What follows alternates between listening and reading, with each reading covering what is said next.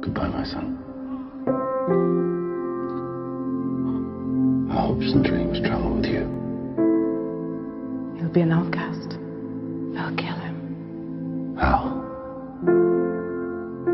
He'll be a god to them. Why do you think Russell Crowe was the ideal person to cast as Superman's dad? The part is he's like from a father from another world. He's got to basically, he has the fate of an entire people on his shoulders, and when he's trying to figure out what to do with baby Cal, he has to be this sort of noble father figure. And I just felt like if I could get Russell to do it, he would be able to, in relatively short time, sort of embody all those ideas, and he absolutely could, and did. So what's the most daunting thing about playing Superman's father?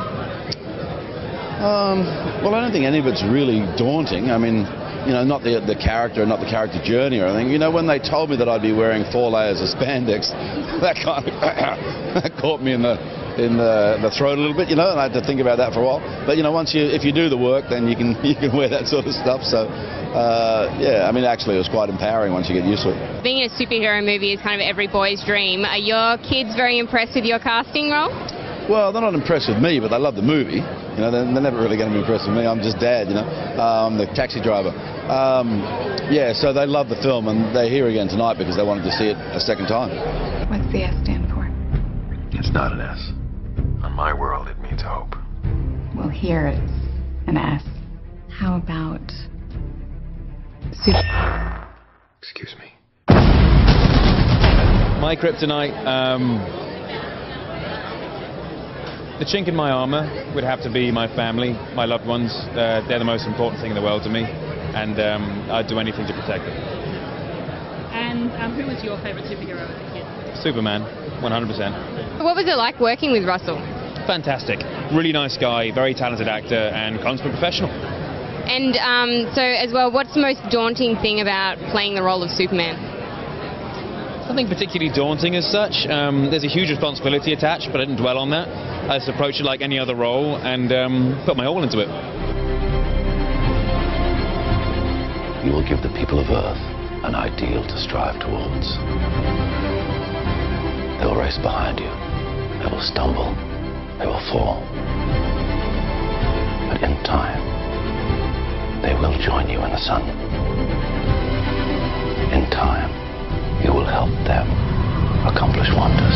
You said you never ever wanted to be in a superhero movie. Yeah, why was this one different? Well, mainly I think because they weren't asking me to be the guy, you know, the something man or the bloke that got bitten by or whatever, you know. Just thought, you know, I play a part in this movie, but I'm not the central person, and it's not fully my responsibility. So I suppose that's why it was different for me. I think more than ever we need a character like this, you know.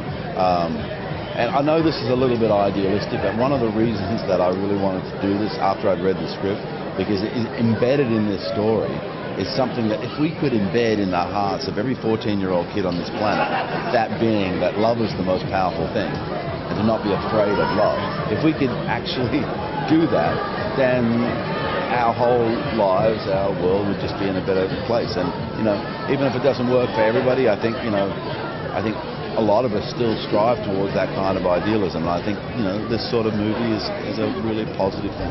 My father believed that if the world found out who I really was, they'd reject me. He was convinced that the world wasn't ready. What do you think?